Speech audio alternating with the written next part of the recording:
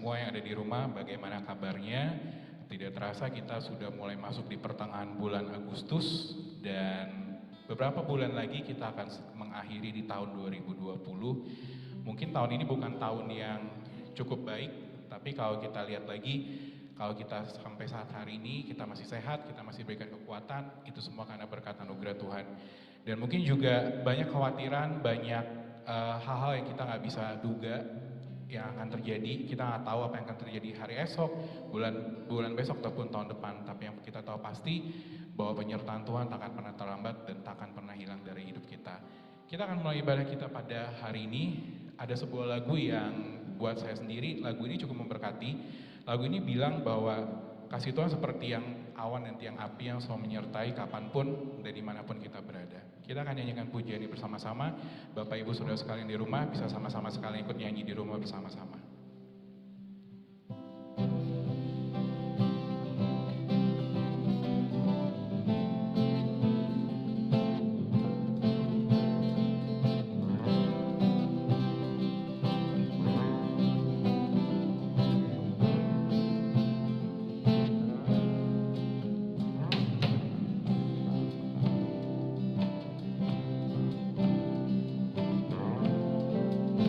Ku tak perlu khawatir, ku tak perlu khawatir terhadap apapun. Tangan-Mu yang penuh kasih menopangku tanpa henti. Ku tak perlu takut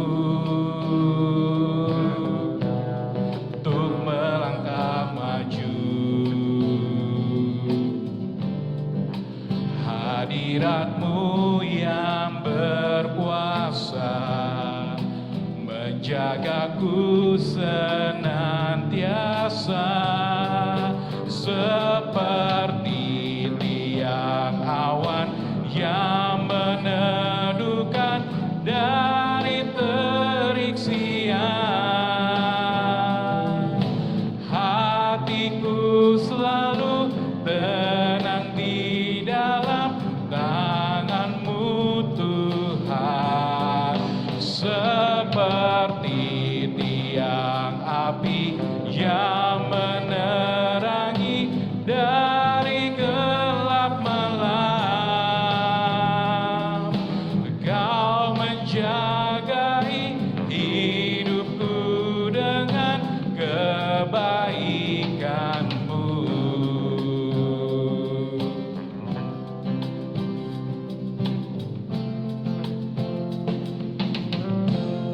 Ku tak perlu khawatir terhadap apapun. Tangan-Mu yang penuh kasih menopangku tanpa henti. Ku tak perlu takut untuk melangkah maju. Hadirat-Mu yang berkuasa menjagaku senantiasa, seperti tiang awan yang meneduhkan dari terik siang. Hatiku selalu tenang di dalam tangan-Mu Tuhan, seperti tiang api yang menerangi dari gelap malam.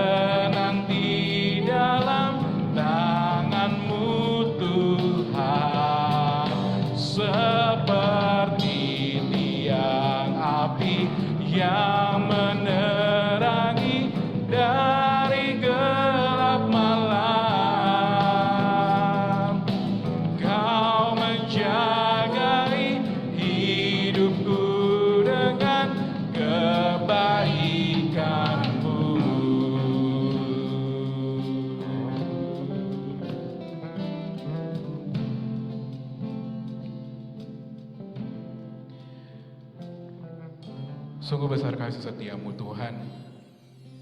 Engkau selalu menyertai kehidupan kami Tuhan.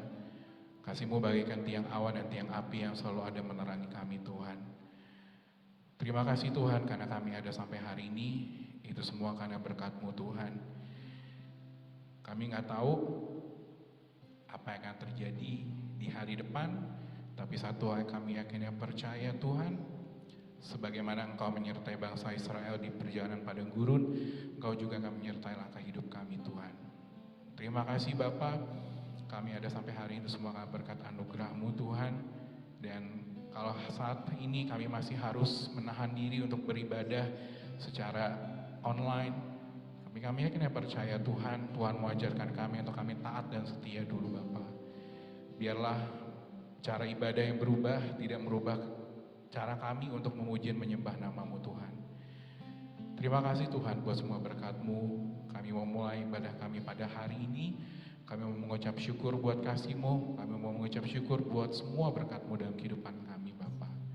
Hanya di dalam nama Tuhan Yesus kami siap mulai ibadah kami pada hari ini. Haleluya. Amin. Mari kita akan angkat satu pujian, kita mau katakan sebab Dia baik, karena aku tahu Allah selalu turut bekerja dalam kehidupan kita sehari-hari. Kita mau katakan, aku tahu Allah turut bekerja.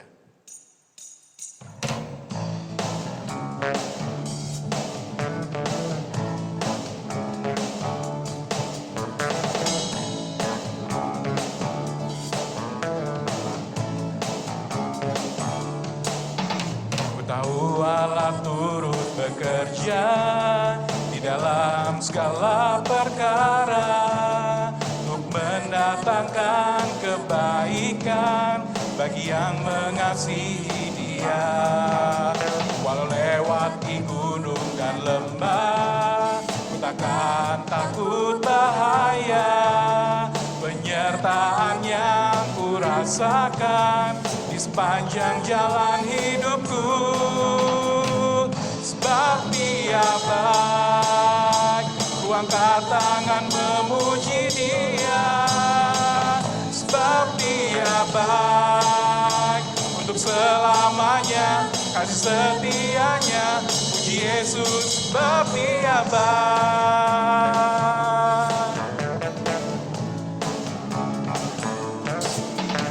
Ku tahu Allah turut bekerja di dalam segala perkara untuk mendatangkan kebaikan bagi yang mengasihi Dia. Walau lewati gunung dan lembah, takkan takut bahaya. Penyertaan yang ku rasakan di sepanjang jalan hidupku. Sebab Dia baik, ku angkat tangan memuji Dia. Sebab Dia baik, untuk selamanya kasih setianya. Puji Yesus, sebab Dia baik. Sebab Dia baik, ku angkat tangan memuji Dia.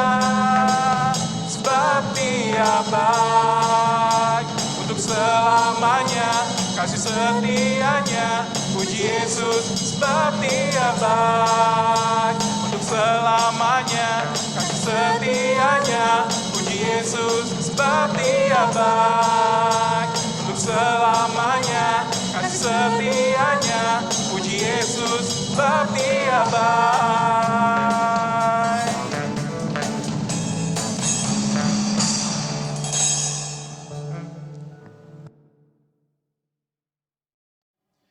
Tiba saatnya untuk kita mendengarkan sebagian dari firman Tuhan. Kita mau katakan satu pujian, kita mau katakan walau aku tidak dapat melihat semua rencana-Mu Tuhan, tapi kita akan percaya bahwa rencana Tuhan segala sesuatu yang akan selalu indah pada waktunya.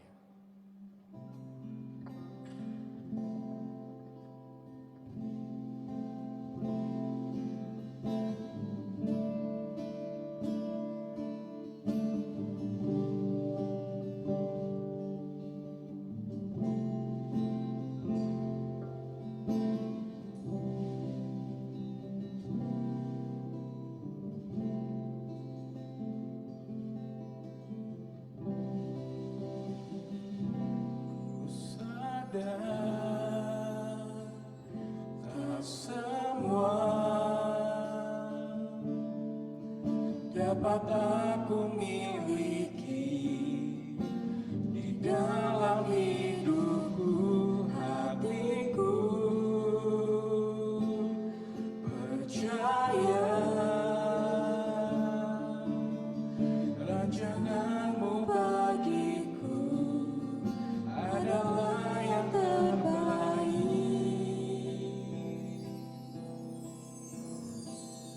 Walau ku tak dapat melihat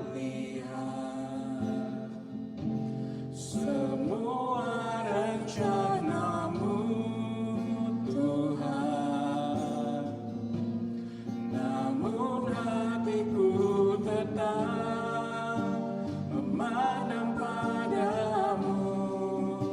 Kau tuntun langkahku,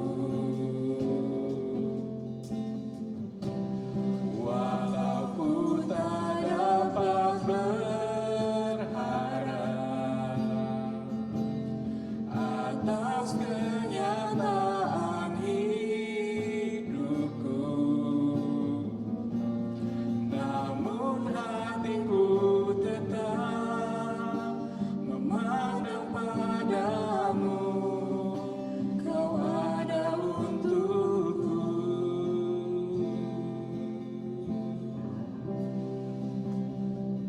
Ku sadar tak semua dapat aku miliki di dalam hidupku, hatiku percaya rancanganmu bagiku adalah yang terbaik. Walau ku tak dapat melihat semua rencanamu, Tuhan, namun hatiku tetap memandang padamu. Kau tuntun langkahku, walau ku tak dapat berharap atas kenyataan hidupku, namun hatiku tetap memandang padamu. Kau ada untukku.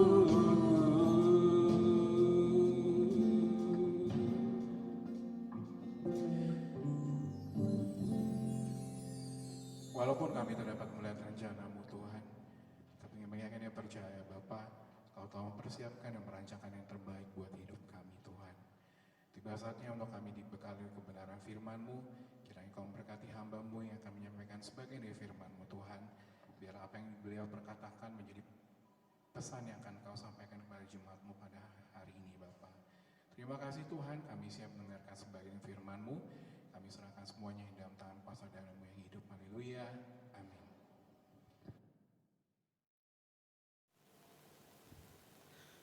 Saudara-saudara yang dikasihi Tuhan, pada pagi hari ini mari kita akan bersama-sama mendengarkan firman Tuhan.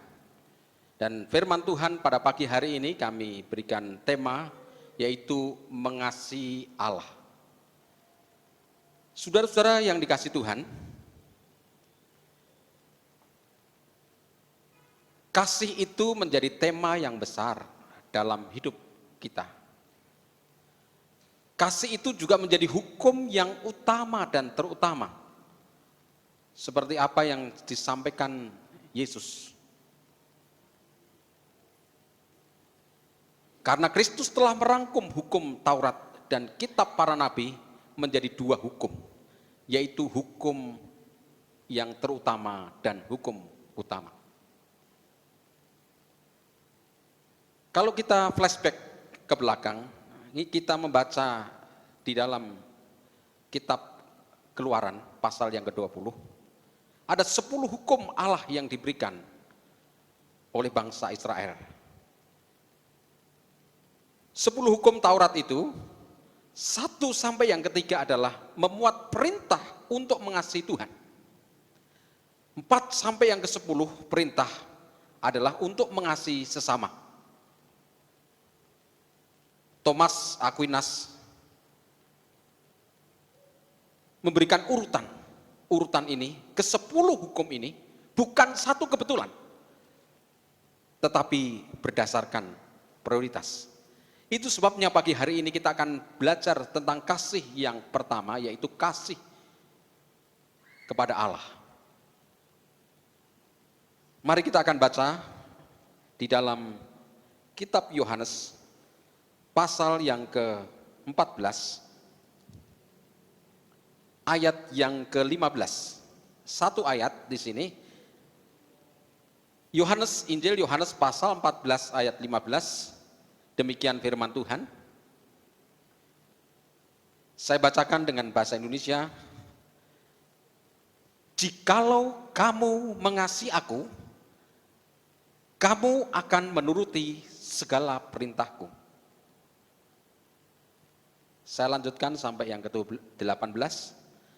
Aku akan minta kepada Bapa, dan Ia akan memberikan kepadamu seorang penolong yang lain, supaya Ia menyertai kamu selama-lamanya, yaitu Roh kebenaran. Dunia tidak dapat menerima Dia, sebab dunia tidak melihat Dia dan tidak mengenal Dia. Tetapi kamu mengenal Dia, sebab Ia menyertai kamu dan akan diam di dalam kamu. Ayat 18. Aku tidak akan meninggalkan kamu sebagai yatim piatu. Aku datang kembali kepadamu.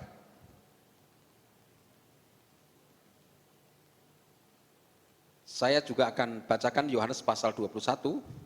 Yohanes pasal 21 ayat yang ke-15 sampai 19. Demikian firman Tuhan. Yohanes pasal 21 ayat 15 sampai yang ke-19. Gembalakanlah domba-dombaku.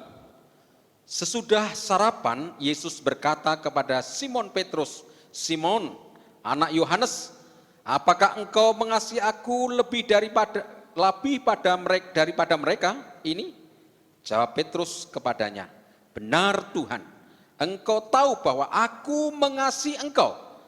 Kata Yesus kepadanya, gembalakanlah domba-dombaku. Kata Yesus pula kepadanya untuk kedua kalinya, Simon, anak Yohanes, apakah engkau mengasihi aku? Jawab Petrus kepadanya, benar Tuhan, engkau tahu bahwa aku mengasihi engkau.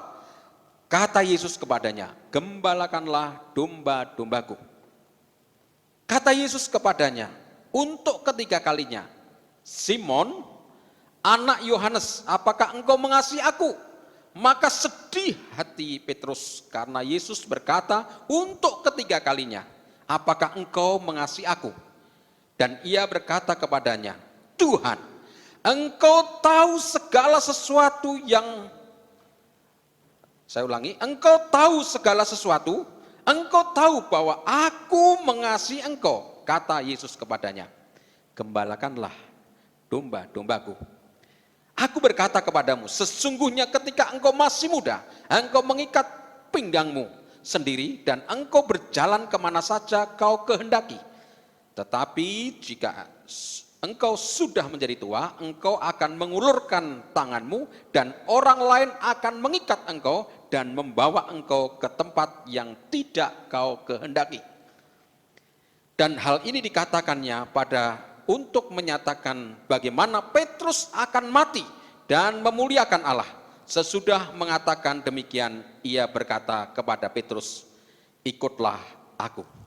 Demikian sudah pembacaan firman Tuhan di dalam Yohanes pasal yang ke-14 ayat 15 sampai 18 dan Yohanes 21 ayat 15 sampai 19. Saudara-saudara, kita mendapatkan 3 hal di sini. Yang pertama, bahwa mengasihi Tuhan itu menjadi ujian yang terbesar bagi setiap anak-anak Tuhan.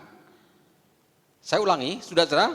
Pertama, mengasihi Tuhan itu menjadi ujian yang paling berat, menjadi ujian terbesar bagi seluruh anak-anak Tuhan.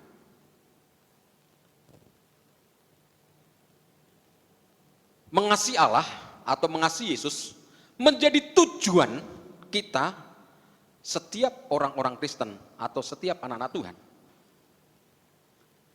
Mengapa demikian? Karena tuntutan mengasihi Allah itu, mengasihi Yesus itu adalah setia sampai mati. Maka ini menjadi ujian yang terberat, ujian terbesar. Mengasihi Yesus dituntut hingga sampai mati.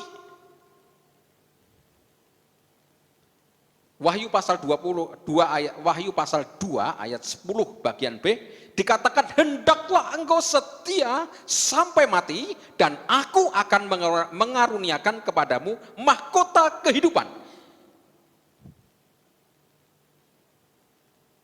Pertanyaan Yesus, Yohanes pasal 14 ayat 15. Bahwa Yesus menginginkan semua muridnya mengasihi kepada Kristus itu sampai mati.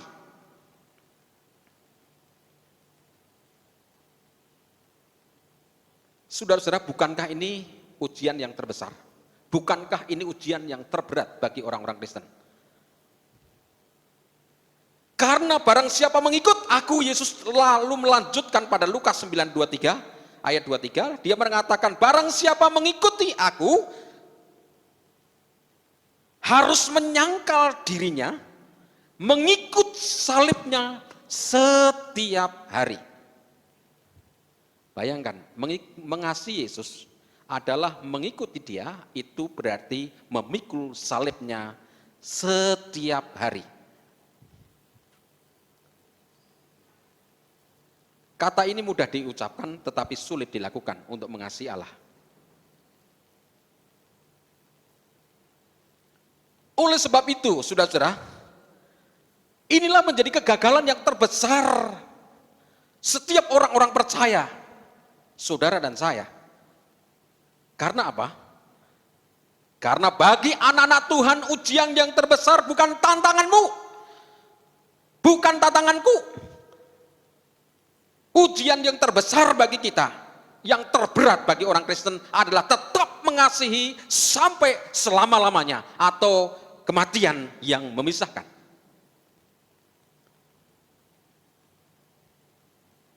Saudara-saudara, oleh sebab itu, saudara-saudara, ini menjadi sesuatu ujian di mana apakah kita bertahan atau tidak. Alkitab mencatat bahwa Petrus pun ketika ditanya 3 kali, apakah engkau mengasihi aku, seperti Yohanes 21 ayat 15 sampai 19, sampai 3 kali Petrus ditanya oleh Tuhan Yesus, Petrus atau Simon, apakah engkau mengasihi aku? Simon atau Petrus menjawab, ya Tuhan, aku mengasihimu. Sampai 3 kali. Kalau kita baca sebelum-sebelumnya, bagaimana Petrus mau menyangkal Yesus? Petrus sudah berjanji, walaupun yang lain imannya goncang, walaupun yang lain tidak mengikuti gurunya atau Yesus, Petrus mau mengikutinya. Petrus tidak goncang. Mungkin kalau Petrus nyanyian sudah ada, mengikut Yesus keputusanku, maka Petrus akan menyanyikan itu yang paling pertama. Mengikut Yesus keputusanku, mengikut Yesus keputusanku, ku tak ingkar, ku tak ingkar.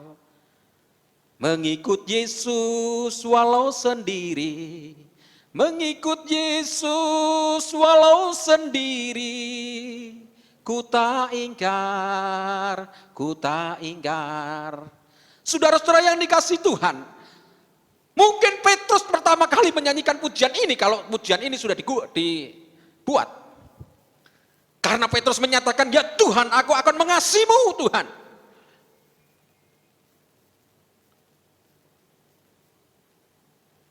Mengapa saya khotbah demikian, saudara-saudara, dalam tema ini, mengasihi Allah? Karena kita, jangan sampai kita gagal untuk mengasihi Tuhan, gagal mengasihi Allah. Petrus sudah berjanji walaupun semua imannya menjadi goncang, murid-murid yang lain meninggalkan, maka Petrus malah menjadi orang yang pertama yang terus akan mengikut. Tetapi apa saudara? Kenyataannya tidak. Kenyataannya tidak.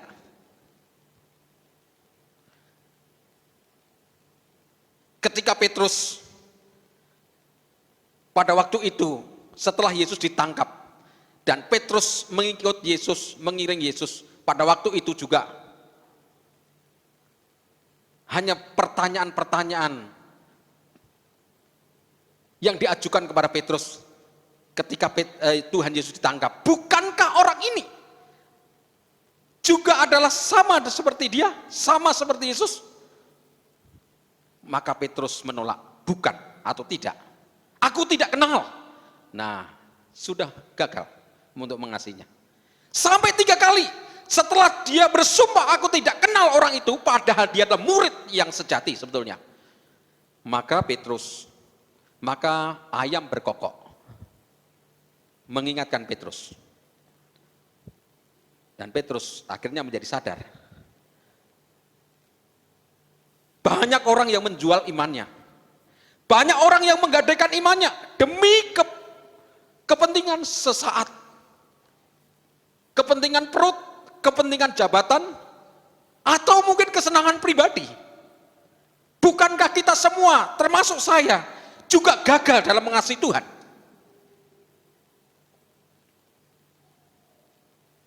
Banyak anak Tuhan yang mundur oleh karena kecewa, oleh karena sakit hati, oleh karena doanya tidak dijawab. Apa yang didoakan tidak kunjung datang. Mengapa menjadi orang Kristen yang sampai sekarang saya susah, saya mengalami penderitaan, akhirnya gagal mengasihi Tuhan dan berhenti. Itu sebabnya, saudara-saudara, mengasihi Tuhan, mengasihi Allah adalah ujian terbesar bagi kita.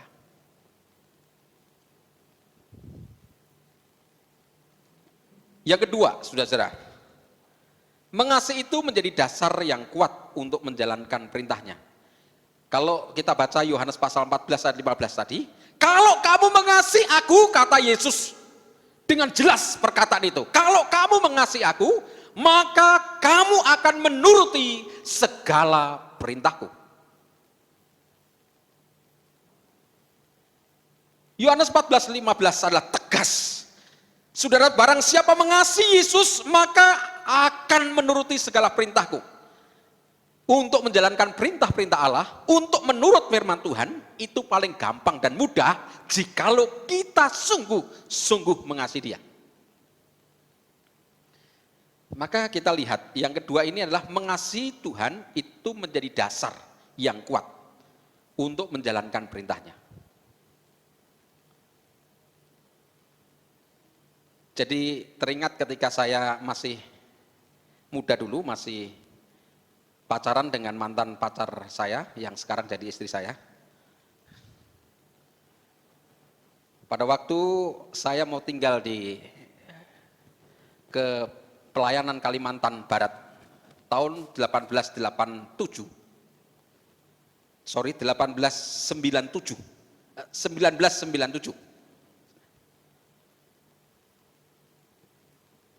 1987, ya, karena saya sekolah 1985. Jadi 87 saya akan meninggalkan pacar saya dan selama 1 tahun saya akan berada di Kalimantan Barat dalam masa praktek pada waktu itu. Karena akan ditinggal 1 tahun, maka saya waktu itu belum ada telepon, masih mahal. Belum telepon dengan sembarangan, tapi sudah agak maju karena telepon dengan koin. Tapi itu pun harus ada telepon. Ya. Belum ada sampai seperti sekarang. Dulu masih zaman saya memakai surat.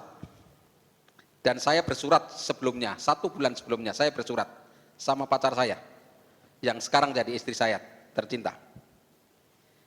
Saya minta sebelum saya berangkat ke Kalimantan, kita akan bertemu di kampus jam 3, saudara-saudara. Wah, rupanya surat datang, istri saya juga membaca ini, wah kapan ya, ini jam 3 cepet-cepet atau ya harinya cepet ya.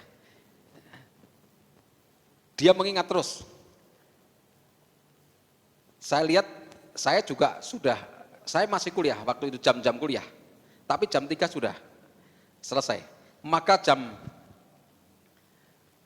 2 saya juga liatin, tapi jam 2 sudah datang, sebelum jam 3. Bukan hanya tepat, tetapi malah ada bonus. Jam 2 sudah datang.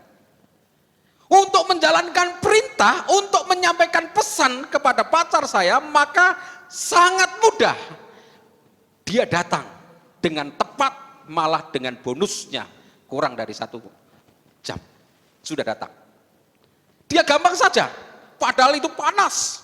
Waktu itu bulan Agustus, panas sekali. Tetapi dia tidak merasa panas. Demikian juga firman Tuhan Yohanes pasal 14 ayat 15, jikalau kamu mengasihi aku, kamu akan menuruti segala perintahku. Saudara-saudara. Kalau orang mengasihi, siapapun yang dikasihi, untuk melakukan perintah itu sangat gampang. Sampai hari ini kalau saya ada di kantor, saya ada di luar kota, ketika istri saya telepon dan keluar namanya istri saya akan angkat itu. Bukankah itu dengan gampangnya mengangkat telepon? Karena saya mengasihi istri saya. Anak saya telepon, saya cepat-cepat juga angkat telepon itu karena saya mengasihi anak saya.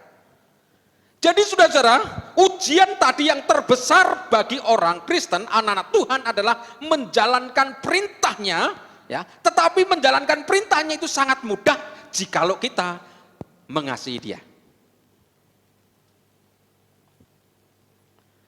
Mengasihi akan melakukan dengan senang hati, ya. Itu harus digarisbawahi. Mengasihi itu akan menjalankan perintahnya dengan senang hati. Apa itu dengan senang hati? Tidak terpaksa. Tidak bersungut-sungut.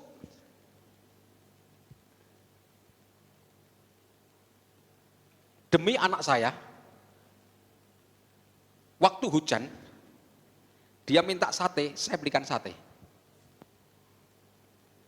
Demi istri saya yang tercinta, dia minta dijemput dari gereja, saya jemput karena dia kehujanan kalau nggak saya jemput. Dengan senang hati, dengan hati yang tidak terpaksa, dengan sukacita saya menerimanya perintah itu. Mengasihi itu juga berarti rela berkorban. Karena itu menjadi dasar mengasihi ini. Kalau kita memiliki dasar kasih, ya, menjadi dasar yang kuat menjalankan perintah itu gampang walaupun kita harus rela berkorban. Saudara-saudara, memberikan persembahan, pelayanan, memberi perpuluhan, pergi ke gereja, adalah menjadi standar kehidupan yang penting bagi orang-orang yang percaya. Ketika kita mengasihi, maka tidak disuruh-suruh untuk persembahan, beri persembahan. Ketika kita mengasihi Yesus, pelayanan tidak disuruh-suruh, maka kita tergerak untuk melayani dia. Ketika kita mengasihi Yesus, kita tidak disuruh-suruh perpuluhan, maka otomatis kita memberikan perpuluhan. Tidak disuruh-suruh pergi ke gereja, kita dengan sendirinya sadar bahwa kita harus pergi ke gereja. Itulah anak-anak Tuhan.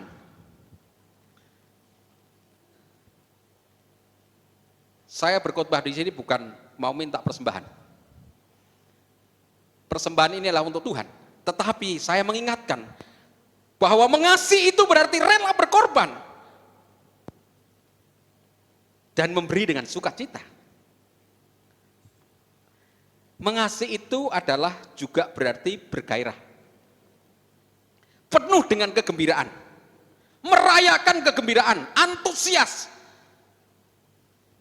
karena melayani orang yang dikasih. Nanti saudara lihat saya apakah pemain musik dan kita semua yang hadir, yang mendengarkan khotbah ini, kita penuh dengan kegembiraan dalam beribadah. Apakah kita bersukacita? Apakah kamu terpaksa menyembah Tuhan, memuji Tuhan, datang ibadah pada minggu ini, kita terpaksa beribadah karena takut istri, karena takut kita tidak dikatakan menjadi orang Kristen yang baik. Bukan itu, saudara. Bahwa mengasihi otomatis kita melakukan dengan kegembiraan, menjalankan dengan penuh sukacita dan bergairah. Seperti penonton, waktu nonton sepak bola gol, gembiranya luar biasa. Maka kadang-kadang kenapa kita orang-orang Kristen tidak bisa mengalami sukacita dalam ibadah kita? Yang terakhir, saudara. Jadi yang pertama adalah mengasihi itu menjadi ujian yang terbesar. Yang kedua adalah mengasihi itu menjadi dasar yang kuat untuk menjalankan perintahnya. Yang terakhir ada kabar gembira sekali. Kalau yang pertama tadi sepertinya ujian yang terbesar, ujian yang terberat, maka semua pada takut karena tempat kegagalan ada di dalam mengasihi Tuhan. Tetapi yang ketiga ini yang saya sampaikan adalah kabar sukacita, kabar gembira. Kenapa, saudara? Kita tidak dibiarkan manusia berkumpul sendiri. Saya ulangi, saudara. Kita tidak pernah dibiarkan berkumpul sendiri. Siapapun yang ada di sini, siapapun kita, seperti kita anak-anak Tuhan, maka pernah jatuh, pernah gagal dalam mengasihi Tuhan. Jangan khawatir, saudara. Jangan khawatir, karena Allah berkata, Yohanes pasal 14 ayat 16 sampai 18 dikatakan, setelah Yesus mengatakan, jikalau kamu mengasihi aku, kamu akan menuruti segala perintahku, maka di bawahnya Yesus tahu bahwa manusia terbatas. Yesus tahu bahwa kita semua tidak akan tahan mengasihi Yesus. Kita semua tidak akan setia sampai mati untuk mengikuti Yesus.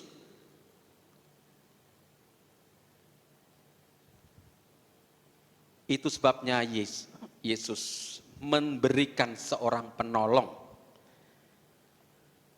Memang bukan hari Pentakosta, tetapi Roh Kudus akan diberikan kepada kita untuk membantu kita, untuk memberitahu kepada kita, untuk menyadarkan kita, untuk menjadi seorang penolong bagi kita, untuk mendampingi kita, untuk membela kita. Ketika kita lemah dan tidak bisa mengasihi Yesus, maka Roh Kuduslah yang akan menjadi penolong.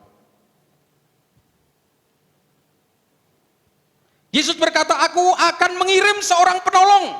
Penolong itu adalah Parakletos, Roh Kudus, Roh penghibur itu akan datang kepada kita. Nah, saudara-saudara, ayat ini menjadi senang, menjadi sukacita saya. Ketika saya gagal mengasihi Yesus, saya sudah berusaha untuk mengasihi Yesus, saya sudah belajar untuk mencintai Yesus dengan sungguh-sungguh, tetapi gagal juga. Dan Yesus tahu juga, kalau kita baca Yohanes pasal 17 adalah doa-doa Yesus untuk semua murid-muridnya. Kristus Yesus sudah mengetahui bahwa setiap muridnya, orang-orang percaya tidak mengasihi Yesus karena keterbatasan manusia. Ada yang berani angkat tangan, ada yang berani mengatakan bahwa aku mengasihi Yesus, tidak pernah gagal. Pasti, sudah siapapun yang ada di sini, siapapun kita akan gagal. Kita pernah gagal. Petrus gagal, 3 kali dia menyangkal Yesus. Walaupun Yesus berkata, apakah engkau mengasihi aku? Maka Yesus menjawab, aku mengasihimu. Gembalakanlah domba-dombaku. Sampai 3 kali. Karena itu untuk memperbarui penyangkalan Petrus kepada Yesus sampai 3 kali. Maka Yesus pun minta supaya Petrus itu mengasihi dengan sadar. Karena rupanya Petrus mengasihi dengan filio. Dia masih memikir timbal balik, kasih yang bukan agape kalau kita lihat di sana. Saudara-saudara, apa yang terjadi? Sejauh mana kita mengasihi Yesus? Apakah hanya kita kasih pilih? Tentunya kita mungkin seperti Petrus, apalagi saya juga sanguin sama seperti Petrus. Ketika mungkin Tuhan Yesus berkata, Yusuf, apakah engkau mengasihi aku? Aku akan menjawab pasti, ya Tuhan, aku mengasihimu. Tetapi belum saya renungkan. Jangan khawatir, saudara. Keterbatasan kita. Dialah yang akan memberikan kekuatan kepada kita. Dialah yang akan memberikan kemampuan kepada kita. Memang aku terbatas, Yusuf terbatas di sini. Tetapi Roh Kudus akan memberikan kekuatan kepada kita. Penghibur itu akan membela kita, akan memberikan kekuatan, kemampuan kepada kita untuk menjalankan setiap perintah-perintah Tuhan.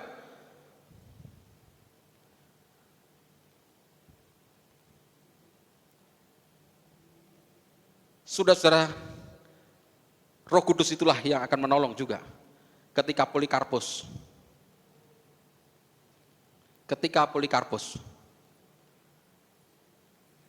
di dalam jemaat Smyrna,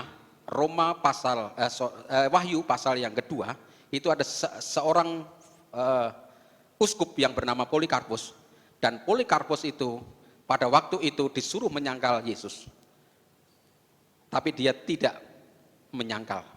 Selama 86 tahun aku mengikut Yesus, tidak satu pun Tuhan Yesus mengecewakan. Maka sekalipun perapian yang menyala-nyala, Polikarpus mati dibakar hidup-hidup. Dialah yang dikuatkan karena Roh Kudus. Dialah yang memberikan kekuatan, Roh Kudus memberikan kekuatan kepada Polikarpus, kepada Wahyu Sudarsing yang mati, kepada orang-orang yang mau setia kepada Kristus diberikan kekuatan, kemampuan oleh Roh Kudus, oleh Parakletos, oleh Roh Penghibur. Dialah juga yang memberikan kekuatan kepada Dietrich Bonhoeffer pada waktu itu, pada waktu Hitler adalah membunuh 2/3 dari orang-orang Yahudi. Maka pada waktu itu Dietrich Bonhoeffer, seorang anak Tuhan, hamba Tuhan, dia mengatakan dan langsung menegur kepada Dietrich Bonhoeffer. Dietrich Bonhoeffer menegur Hitler. Hitler, perbuatanmu adalah perbuatan keji yang melanggar firman Allah. Maka pada waktu itu Hitler memerintah, tangkap Dietrich Bonhoeffer, hamba Tuhan itu, masukkan ke dalam penjara. Dietrich Bonhoeffer masuk dalam penjara, dikuatkan oleh Roh Kudus, bukan karena mengasihi Yesus, tidak bergumul sendiri. Tuhan akan memberikan kekuatan kepada kita. Tuhan akan menolong kita. Amin.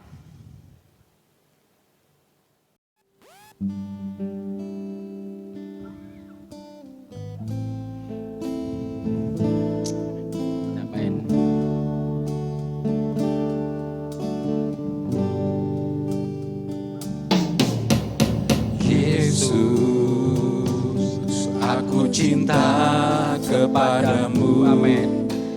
Yesus, aku cinta kepadamu. Seberapa jauh komitmen saudara-saudara untuk mengasihi Yesus, untuk mencintai Yesus? Kepadamu, Yesusku, aku cinta Kau. Katakan dengan segenap hatiku, dengan segenap jiwaku, hanya Engkau yang layak disembah. Oh Yesus, tak terukur kasih-Mu. Yesus, sungguh ku cinta Kau. Sekali lagi katakan, Yesus, aku cinta kepadamu. Aku cinta saudara-saudara kepadamu. Seberapa jauh kita mengasihi Tuhan, tidak ada orang yang tahu, termasuk mungkin orang yang terdekat darimu. Hanya Engkau yang tahu sejauh mana Engkau mengetahui. Engkau mengasihi Yesus dengan sungguh-sungguh, bukan hanya mulut, bukan hanya perkataan mengasihi Yesus. Aku cinta Kau. segenap hati, Kita dituntut dengan segenap hati, dengan segenap jiwa. jiwaku. Hanya Engkau yang layak disembah. Oh, Yesus, tak terukur kasih-Mu. Yesus, sungguh ku cintakan. Dengan segenap hatiku, dengan segenap hatiku, dengan segenap jiwaku, hanya Engkau yang layak disembah. Yesus, tak terukur kasih-Mu. Yesus, sungguh ku cintakan. Mari kita akan berdoa. Bapa, kami mengucap syukur untuk firman-Mu pada pagi hari ini Tuhan. Kami tahu, ampuni kami Tuhan, kalau kami pernah gagal dalam mengasihi Tuhan. Kami sudah memiliki komitmen untuk mengasihi-Mu Tuhan, untuk mencintai-Mu Tuhan dengan sungguh-sungguh. Kami juga berkomitmen untuk melayani-Mu Tuhan dengan sungguh-sungguh. Namun Tuhan, kadangkala kami gagal. Tuhan, kami tahu bahwa ini ujian yang terbesar untuk kami mencintai-Mu ya Tuhan. Tetapi ada kabar sukacita ya Tuhan, Engkau tidak pernah membiarkan kami bergumul sendirian. Tuhan, kami bersyukur karena Engkau bersama-sama kami dan Roh Kudus Engkau berikan kepada kami. Roh kebenaran, Parakletos Tuhan hadir di tengah-tengah kami untuk memberi kekuatan kepada kami. Keterbatasan kami, kekurangan kami, maka Tuhan lewat Roh Kudus-Mu Tuhan, lewat Parakletos hadir dan membela kami untuk kami tetap bisa melakukan mengasihi Tuhan lebih sungguh-sungguh. Berkati sidang jemaat-Mu tanpa terkecuali. Tuhan, Engkau mengasihi anak-anak-Mu. Engkau agar kami bisa mengasihi Tuhan lebih sungguh-sungguh. Mengasihi Tuhan dengan segenap hati kami, dengan segenap jiwa kami. Kami mengucap syukur. Dan kami tahu Tuhan, kami bersyukur. Karena Tuhan sudah mengasihi kami lebih sungguh. Dalam nama Tuhan Yesus Kristus kami berdoa. Amin.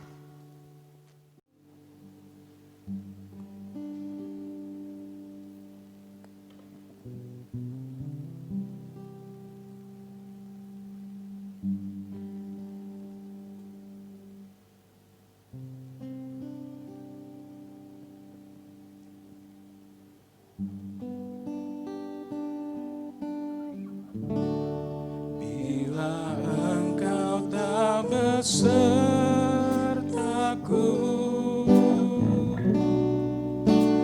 ku tak mau berjalan.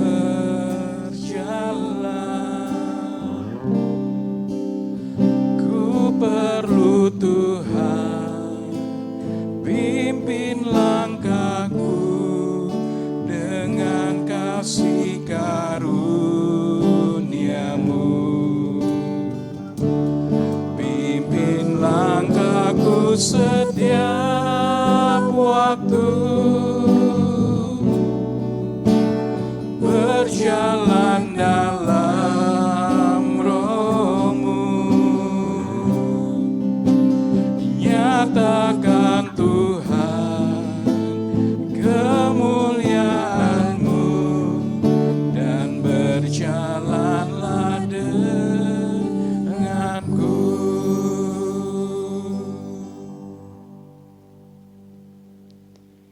Inilah permohonan kami Tuhan, agar setiap waktu kami berjalan bersama-Mu Tuhan.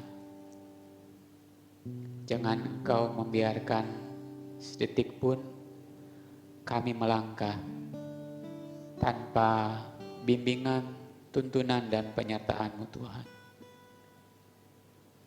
Untuk itulah kembali kami datang kepadamu, memohon penyertaan, memohon tuntunan, memohon arahan buat bangsa kami yang kami cintai, yang pada saat ini berulang tahun yang ke-75. Tuhan, kami terus mempercayakan ke dalam tangan-Mu, ke dalam tangan penyertaan-Mu, agar dari tahun ke tahun bangsa kami dapat semakin lebih baik. Tuhan, kami terus memohon belas kasihan-Mu, memohon pertolongan-Mu Tuhan. Khususnya dalam menghadapi masa-masa sulit akibat wabah corona ini. Tuhan, Engkau memakai para pemimpin kami dari tingkat tertinggi hingga terendah, agar kiranya Engkau memberikan hikmat, memberikan kemampuan untuk mengatasi persoalan demi persoalan yang muncul. Tuhan Yesus, kami juga menyerahkan tenaga medis, tenaga kesehatan ke dalam tangan-Mu. Kiranya Engkau memberikan daya tahan tubuh yang tinggi, sehingga tidak mudah tertular. Engkau memakai tenaga medis untuk menolong saudara-saudara kami yang terkena wabah corona. Engkau juga memberikan hikmat-Mu yang luar biasa, sehingga banyak kesembuhan terjadi. Bapa, kami menyerahkan seluruh dampak akibat wabah corona dalam seluruh area kehidupan. Kiranya sedikit demi sedikit Engkau terus memulihkan dampak dari wabah corona ini. Hamba menyerahkan buat anak-anak-Mu, jemaat-Mu juga di tempat ini, yang juga terkena imbas dari wabah corona tersebut. Tuhan, Engkau menolong, memampukan mereka menghadapi persoalan ini dan berhasil menjadi pemenang atas persoalan ini. Tuhan, kami yakin bersama-Mu kami bisa menghadapi persoalan demi persoalan. Hamba menyerahkan setiap rumah tangga jemaat-Mu di tempat ini. Engkau memberkati, Engkau menolong untuk bisa bersabar, bisa bersemangat menghadapi hari demi hari. Engkau menolong anak-anak-Mu yang berusaha, Engkau berkati usaha mereka. Engkau menolong juga anak-anak-Mu yang bekerja. Engkau melindungi dalam perjalanannya, Engkau melindungi setiap pekerjaannya, Engkau memberkati juga setiap pekerjaannya. Engkau memberkati juga anak-anak-Mu yang lagi studi, hamba percayakan ke dalam tangan-Mu, sehingga studinya dapat berjalan dengan baik. Tuhan, hamba akhirnya memohonkan berkat-Mu secara khusus kepada jemaat-Mu. Untuk itu, terimalah berkat Tuhan, jemaat yang dikasihi Tuhan. Tuhan memberkati engkau dan melindungi engkau. Tuhan menyinari engkau dengan wajahnya dan memberi engkau kasih karunia. Tuhan menghadapkan wajahnya kepadamu dan memberi engkau damai sejahtera. Dua berkat ini hamba mohonkan dalam nama Allah Bapa, Allah Anak Yesus Kristus, dan persekutuan Roh Kudus yang menyertai kami dari hari ini hingga Maranatha. Amin.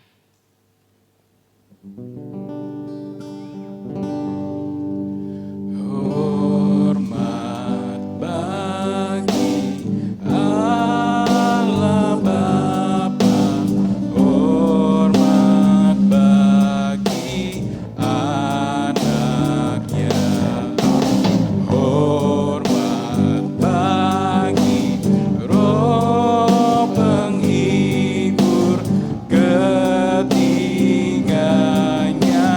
yang esa.